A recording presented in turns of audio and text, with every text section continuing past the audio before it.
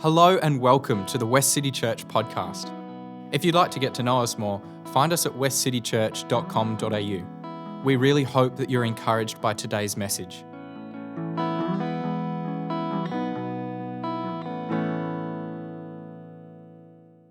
Hey everybody. As some of you know, I usually write a poem. The real reason for that is because a lot of my thoughts are just a bit of a ramble, and then I turn it into a poem, so it's a little bit more succinct. But I didn't do that this week. So welcome to the ramble.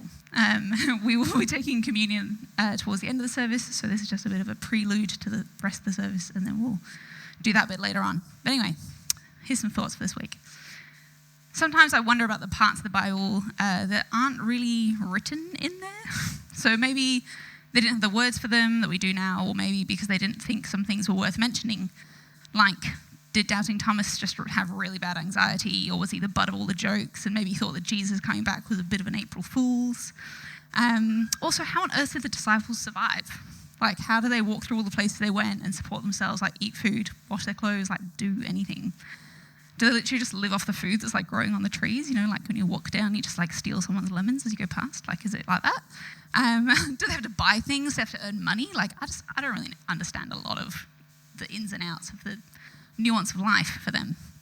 And I'm sure there are some people in this room who probably could answer some of those questions. And I've done some research into it and know a bit more about how society functioned back then. But these are the questions and the kind of stuff that goes through my mind when we talk about Jesus and his 12 disciples, because can you imagine 13 adults rocking up to your house and being like, hey, we're coming for dinner. And you're like, cool, come on in. I don't know what I would serve them.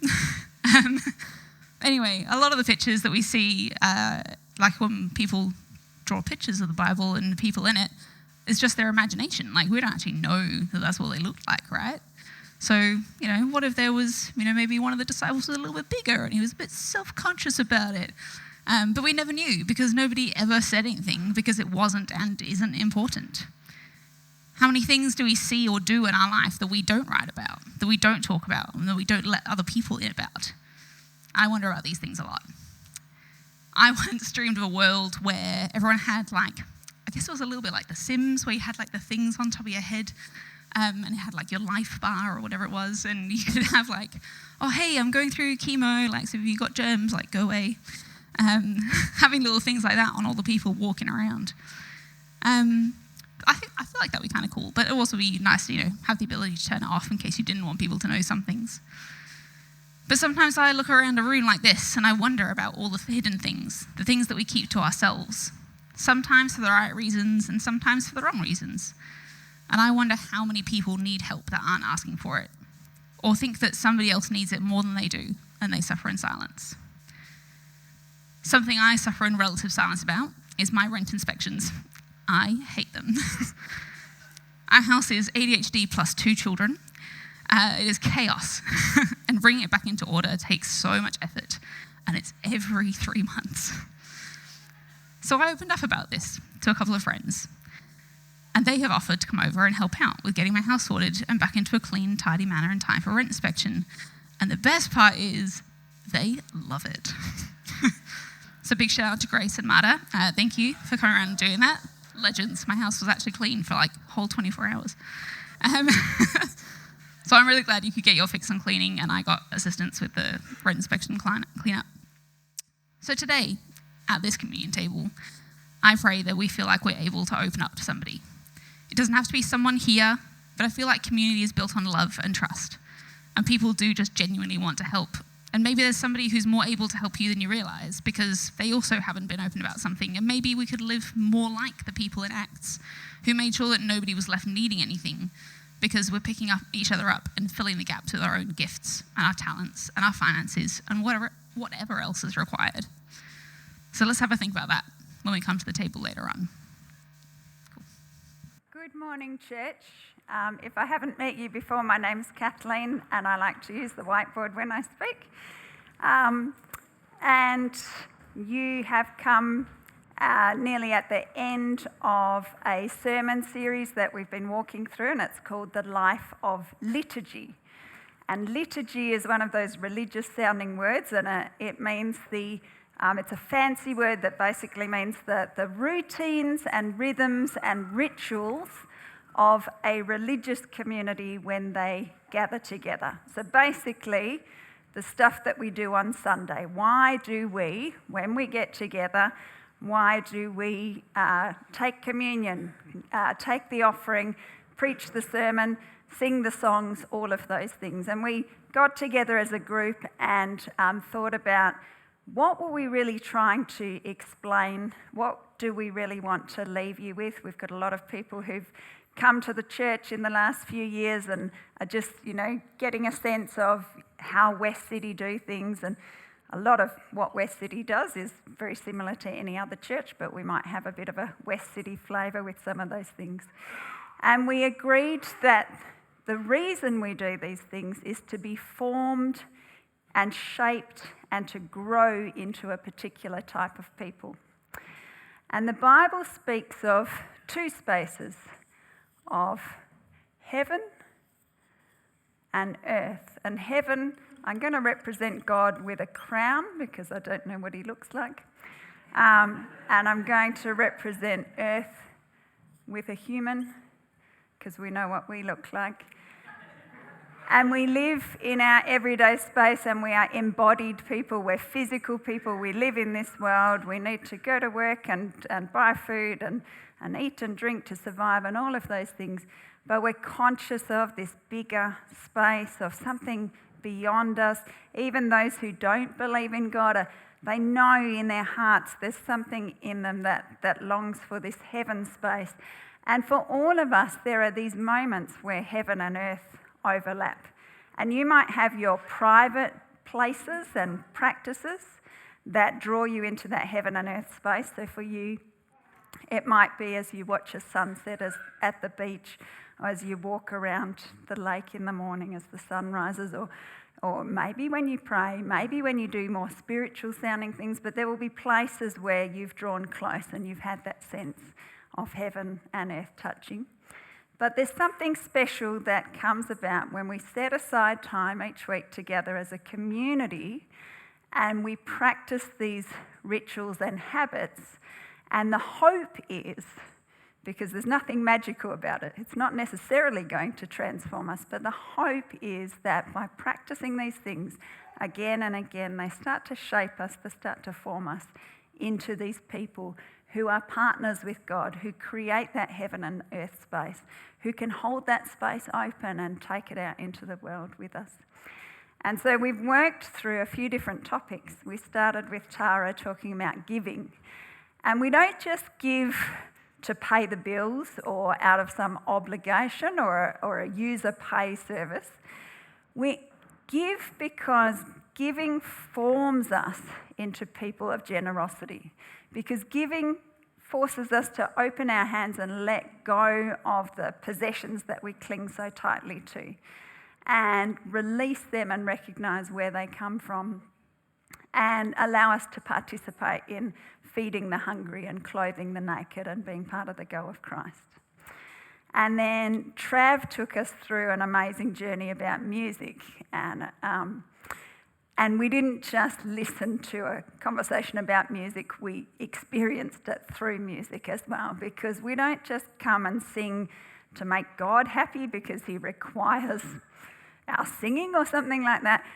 When we sing together and our vocal tracts resonate in harmony at the same frequency with each other, and we all shape our mouths to say these words together, and the music takes us somewhere beyond what words ever could. There's something spiritual about that space, that practice. And then Cody took us talking about communion, and we don't come to the front and eat bread and drink wine at the end because we're hungry. We're participating in an ancient feast, in a story. We're taking the body of Christ into our body so that we universally can become the body of Christ in the world.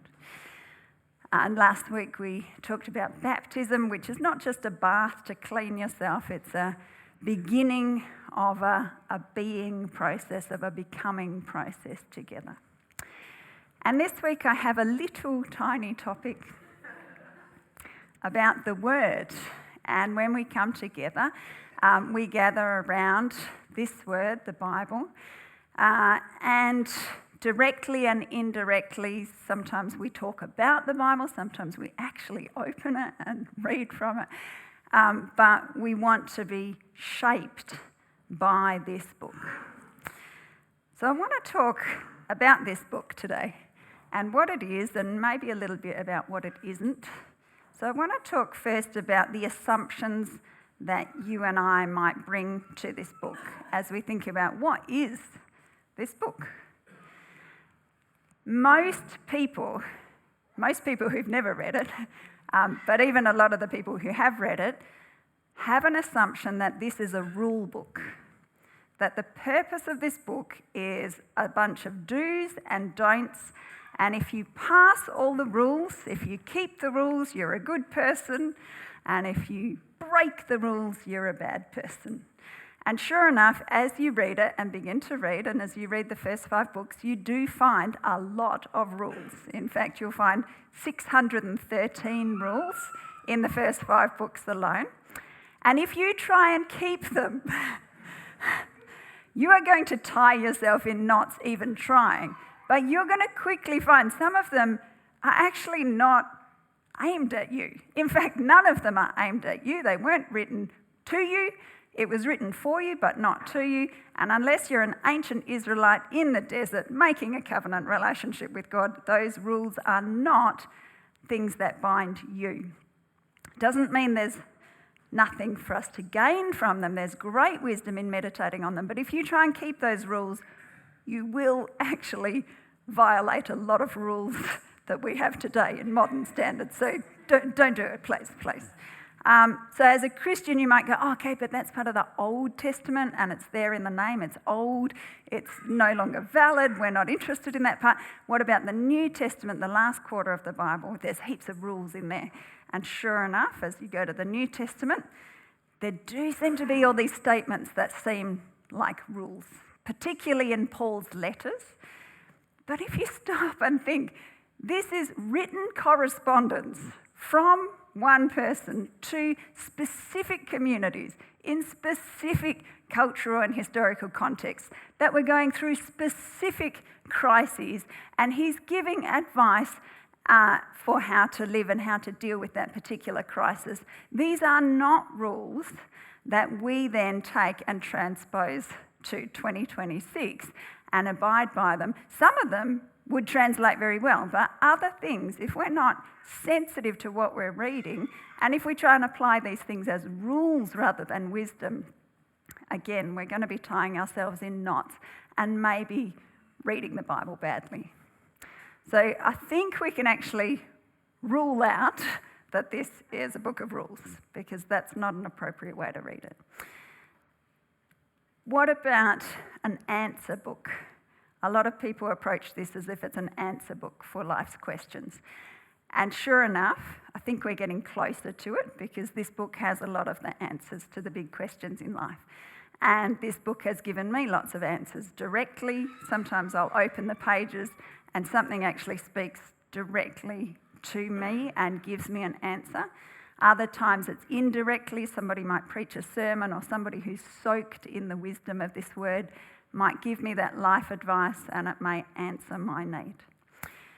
But if you go to the text with your questions, can I just warn you that it's not written to answer your questions.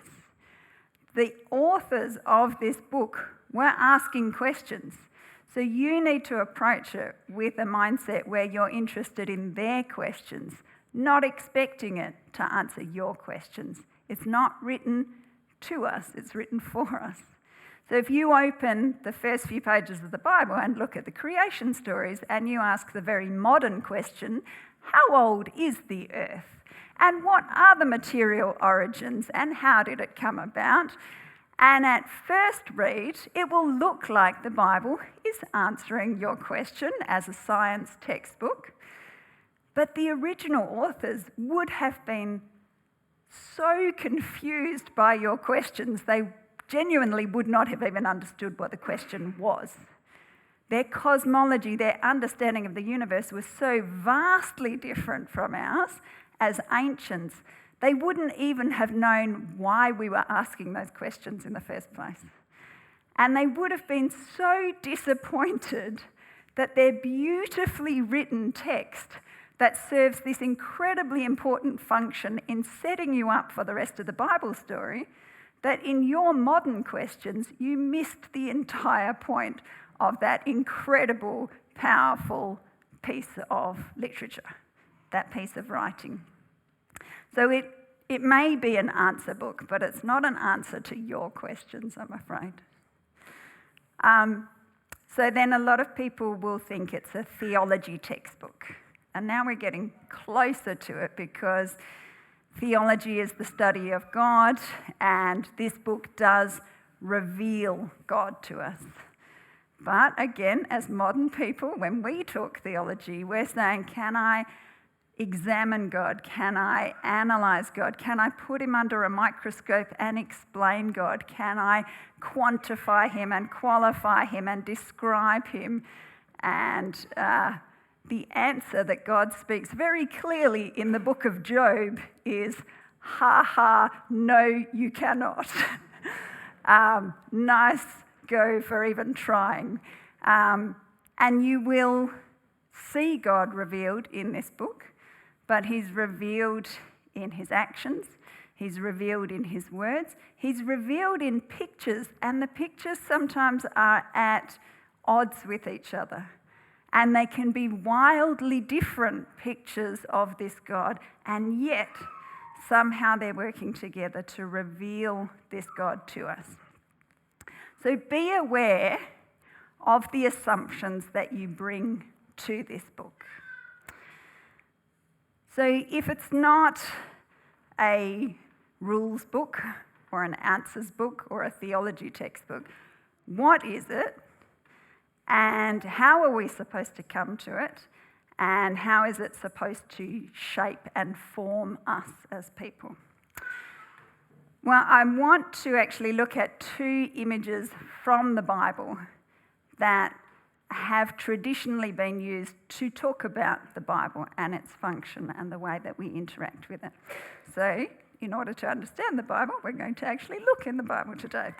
And we're going to start with the book of Psalms, Psalm chapter 1. So we've got some famous words here. You might know this psalm.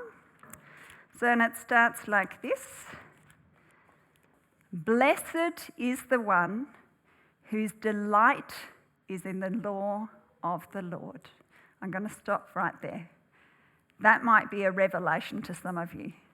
This book is supposed to be delightful. It's supposed to be fun. It's supposed to bring you joy and pleasure, and it's supposed to engage you and delight you. That might be a new concept to some of you. Blessed is the one whose delight is in the law of the Lord and who meditates on his law day and night. I think we've got a clue there of how we're supposed to approach this text. When you meditate on something, you let it simmer. You take it in, you think about it, you play with it, you look at it from different angles, you revisit it. And each time you come back to it, it gives a little bit more and a little bit more. And that day and night thing, what you meditate on during the day, neuroscience actually tells us that your brain goes into hyperactive mode while you sleep. And without you even being conscious of it, it meditates on whatever you took in during the day. And you know that feeling sometimes when you wake at 4 a.m. and you go, oh my goodness, I've just solved that problem. Oh, that connection. And your brain has been meditating and chewing over whatever you took in. And sometimes that's where the greatest insights, the greatest connections come. So this is giving us clues of how we're meant to approach this text.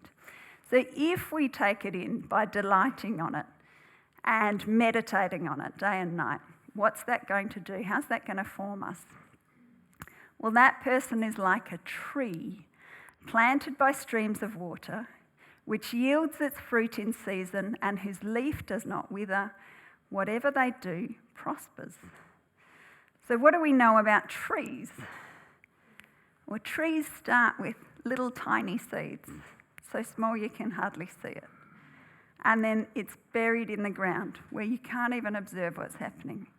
And slowly but surely it's sending out roots, it's sucking up its nutrients. And it starts to grow, and it grows so slowly and so imperceptibly you can't even see the growth, but you can see the results. And it grows and grows and becomes strong and stretches out.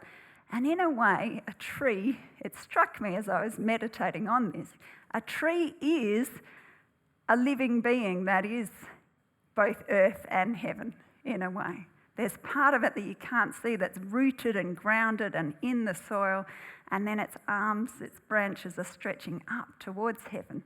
So it is kind of in both of those spaces, isn't it, a tree? And when I think a tree planted by streams of water, hold on a second, I feel like I've seen that image in the Bible before. Oh, look, in the opening pages, I've got the tree of life with the river of life in the centre of the sacred space, in that place, that perfect vision that God gives us at the beginning, where humans are in full community with each other, with God, with nature. Oh, and that tree appears again at the end of the Bible as well, in that amazing heaven space where heaven and earth finally are fully united, and we've got this picture finally coming together. Oh, wow, this symbol is everywhere, and here it is plonked in the middle of the Bible in Psalm saying we can be trees. And in the next book over, Proverbs, it says wisdom is like a tree of life. Grab hold of it, don't let go. And the ancients and the ancient sages and even Jews today say this book is the tree of life. And they have songs and liturgy that they sing about the tree of life, the Chaim, I think it is, in Hebrew. And that symbol relates to the Torah and meditating on the Torah and coming to it for wisdom as a tree of life. So I think that's a really beautiful metaphor that the Bible has, which traditionally has been associated with the Bible itself. The second symbol, though, the second image that I'm going to bring out of the Bible is a very obscure story. So if you look to the next slide, this is a weird, obscure, strange story. And what I've learnt in the Bible is the weirder and stranger the story is, the more there is to meditate on, and probably the deeper and deeper wisdom that we can get out of this. So this is the story of Jacob wrestling with a man in the night. And I'll give you a bit of background and context.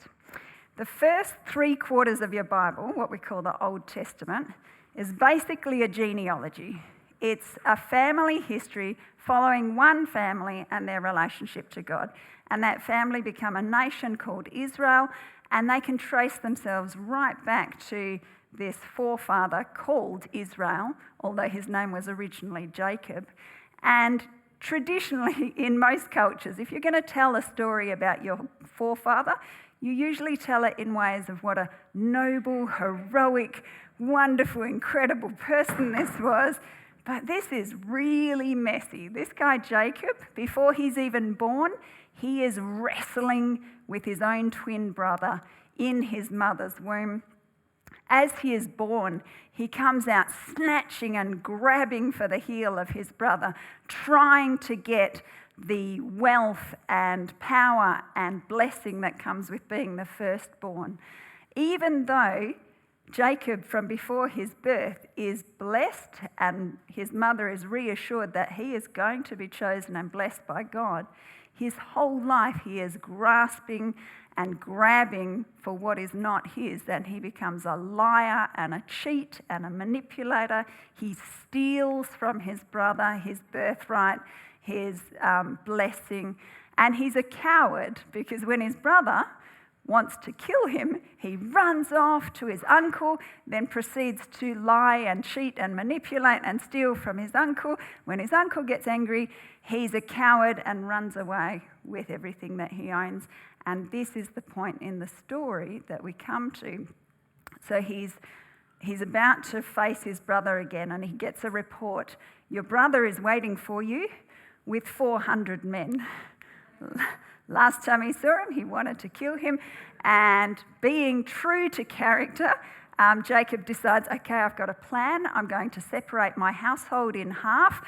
So half my wives and children and possessions will be in this group, and the other half this group. I'm going to hang back. I'm going to send those two groups out. If my brother attacks one group, well, at least I managed to save half of what I own, and I get away with my life. It's really not a hero move.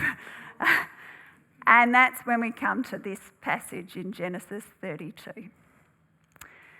So Jacob was left alone, and a man wrestled with him till daybreak. When the man saw that he could not overpower him, he touched the socket of Jacob's hip, so that his hip was wrenched as he wrestled with the man. Then the man said, "Let me go, for it is daybreak." But Jacob replied, "I will not let you go unless you bless me." The man asked him, "What is your name?" "Jacob," he answered. Then the man said, "Your name will no longer be Jacob, but Israel, because you have struggled with God and with humans and have overcome." Jacob said, "Please tell me your name." But he replied, "Why do you ask my name?" Then he blessed him there. So Jacob called the place Peniel, which means the face of God, saying, "It is because I saw God face to face, and yet my life was spared." It's a weird story. I never used to know what to make of it. It's kind of strange. Is Jacob a good guy? Is he a bad guy? I don't really know what's going on. Who is this person that he's wrestling with? It's deliberately vague. It's taunting me and trying to get me to wonder who it is. Whose face did he see? Was it God's face? Was it an angel? Was it Esau's face? Is he seeing the face? Could be all of them. Who knows? But something about this story changes Jacob, changes Israel completely, because in the next scene, he walks out ahead of his family. He comes before his brother and he bows to the ground 7 times, asking for forgiveness. And his brother sees him and runs to him and throws his arms around him, falls on his neck, weeping. And the two brothers who are separated are reconciled. And Jacob, who stole and lied and took his wealth, his power, his blessing, gives back wealth, gives back authority and power and position, gives back the blessing.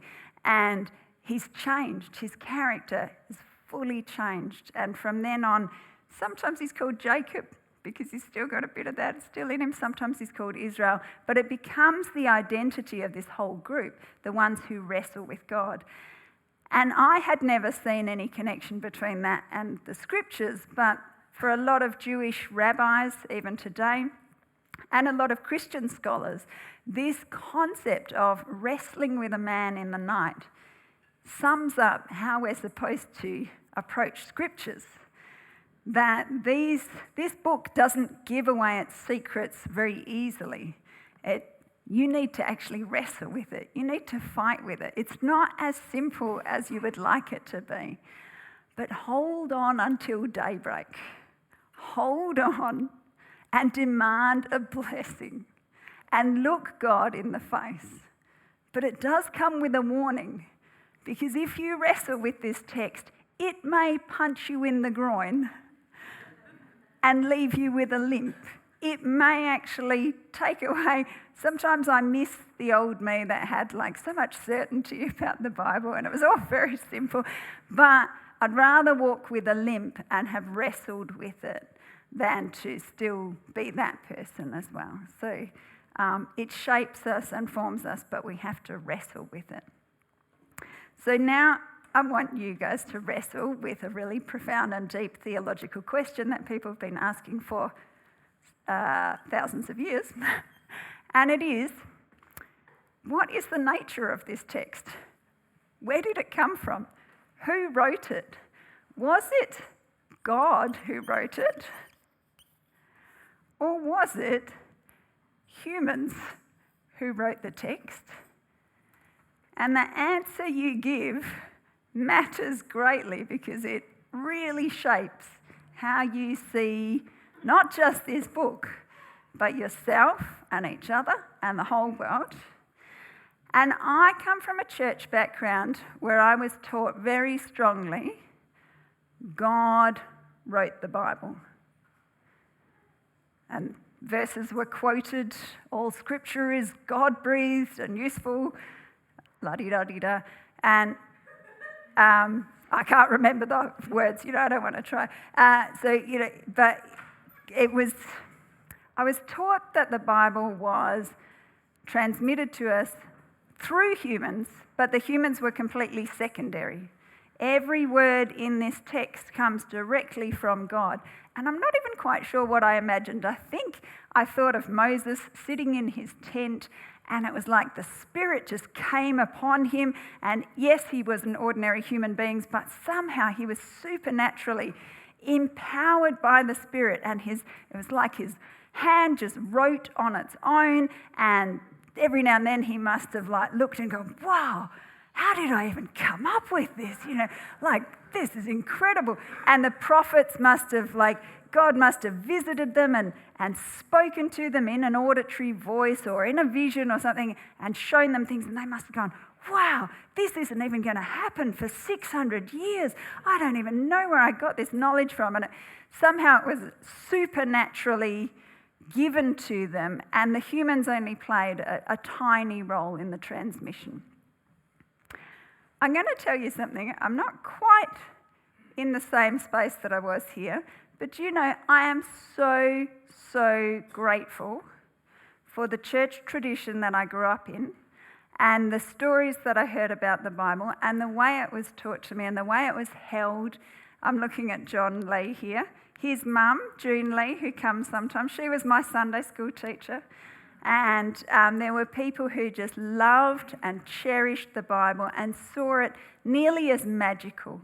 And I grew up feeling like there's something really magical and beautiful and supernatural and spiritual about this book. It's come to me from God. It is a gift from God. It is sacred. It is divine.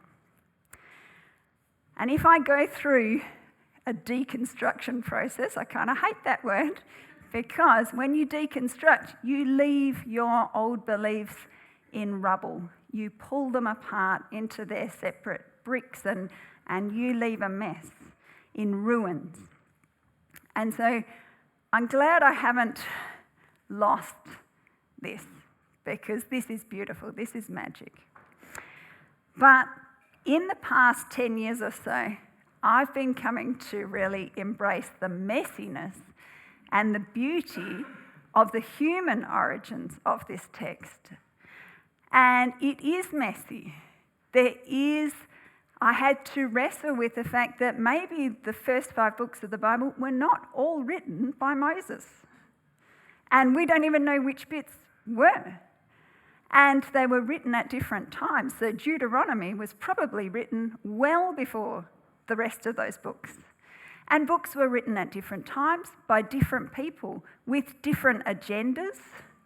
That's freaky, isn't it? With different purposes. And they were responding to different events. And you've got this 1,000-year history of these texts coming together, and each of these texts may have come in different ways. They may have served different purposes. Some of them would have been liturgical, like songs or poems that were recited in worship gatherings. Some of them would have been oral tradition that was passed down.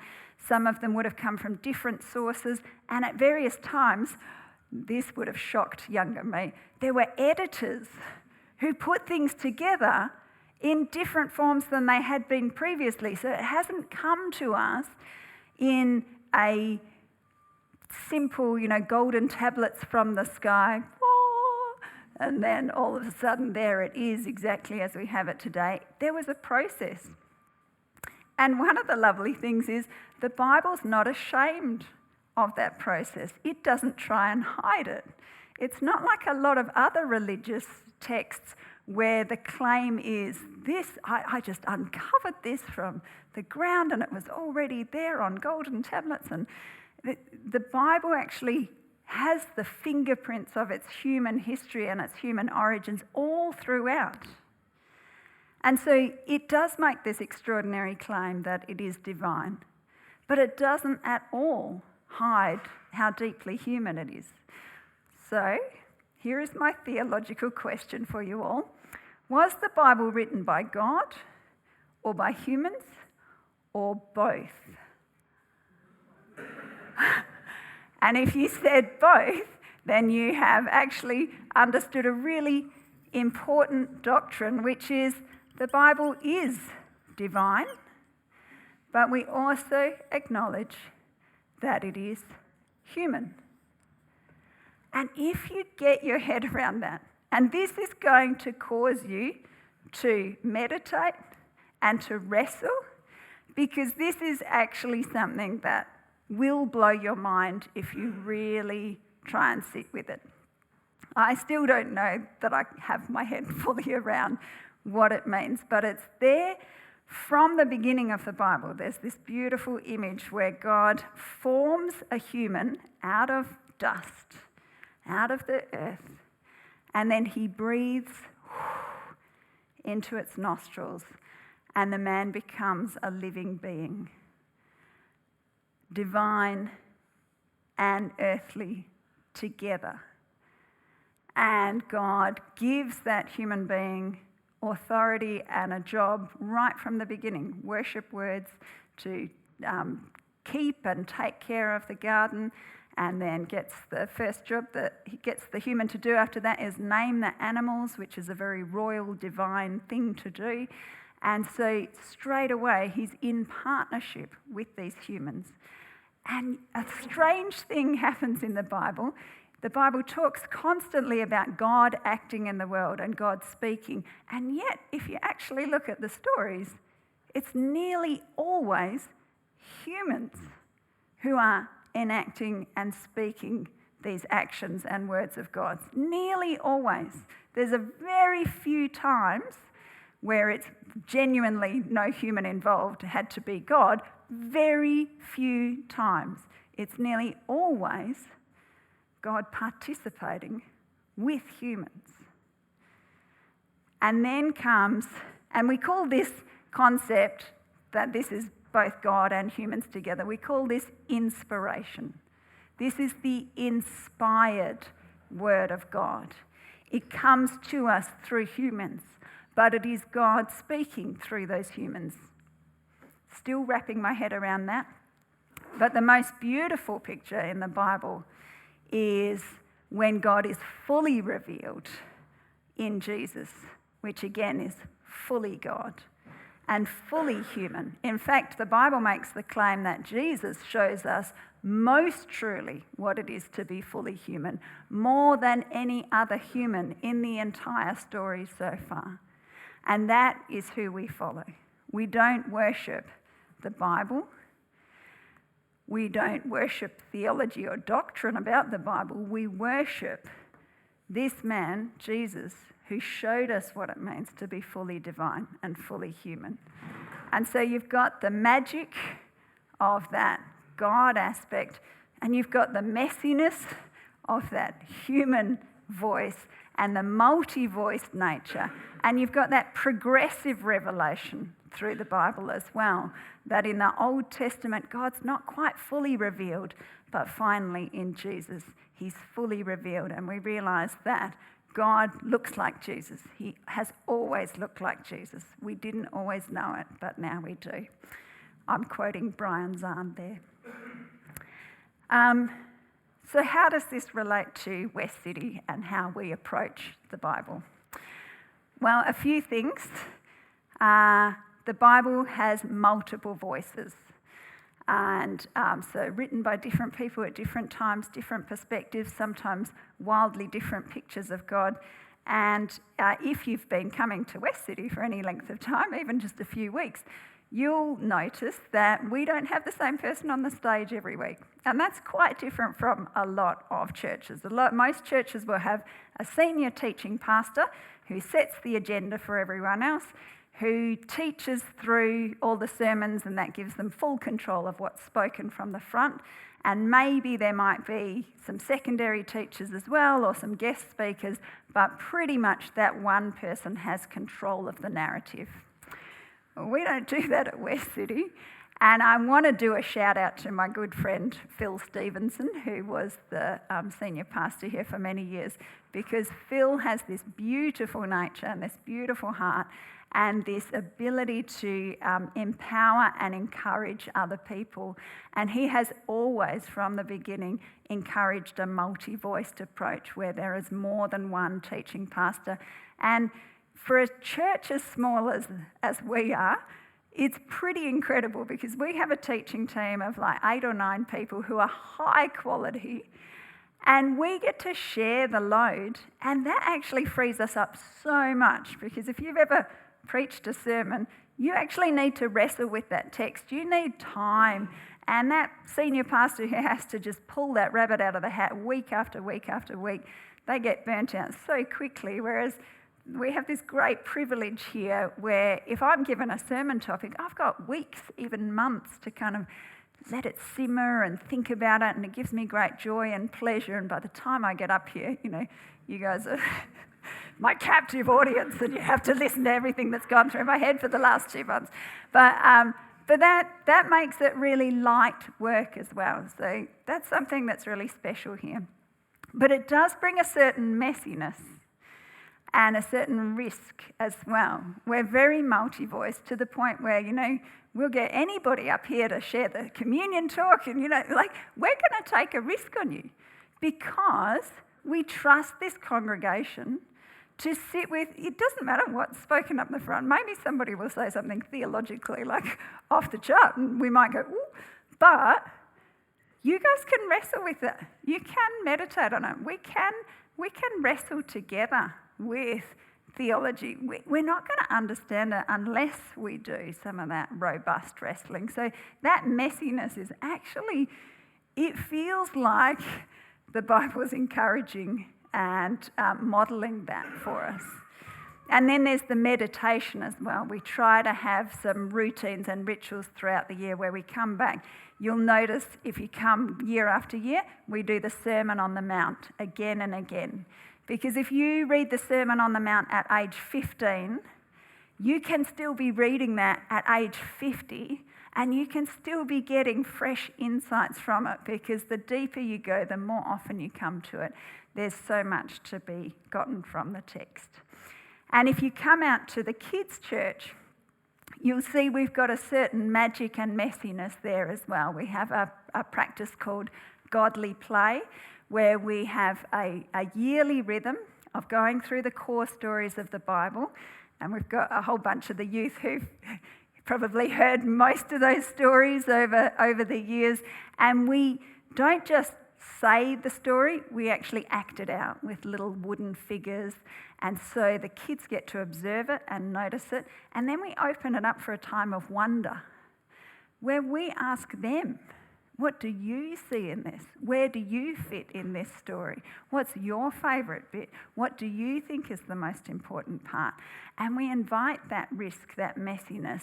We invite that reflection, and then we let them go do their work. And they might use the Lego, or they might draw a picture, or they might use the magic sand or some plasticine to kind of meditate on what they've just learnt about. So if you're ever bored by the sermon and you want to come out and join us out the back, you'll notice Sarah gets up every week and rushes out the back to come join us. So grown-ups are invited as well into that space. And so we do try and do justice to the word. We who are on the teaching team try to take it really seriously. It's my deep prayer that we never lead you astray, but that we also welcome you into the magic and the messiness of this text as we wrestle with it. I would ask a prayer for our teaching team, because after this series, Tara and I and a few others are actually going to take you into possibly the messiest series we've done for a while, called Messy Stories of the Old Testament, where we are deliberately walking into the bits of the Bible that turn people off the Bible and off God sometimes. And I have friends who this is the stumbling block that actually has destroyed their faith. And so we are going to, I think we're crazy, and I've been wrestling with it. Should we even do this? But we're brave and we're risk-taking here at Westcity, and we think that we'll be able to walk with you as we wrestle with some of those texts and how we should be reading them. Thank you so much for joining us. Each week at Westcity, we say a benediction together. We do this because we believe that the purpose of the church is to be a caring community for the world, and that as we go and serve others, we enter into Christ's work of welcome, restoration and healing, both for us and others. We believe that in doing so, we get to see and encounter Christ. So let's say the benediction together. We come together as the church to be reminded of the go of Christ. So we will go out and feed the hungry, go out and clothe the naked, go out and fight for justice, go out and end oppression, go out and proclaim anew the old story, go out and associate with those who don't look like us, think like us, act like us, and don't even like us. And we'll do it all in the name of the one who sent us. His name is Jesus.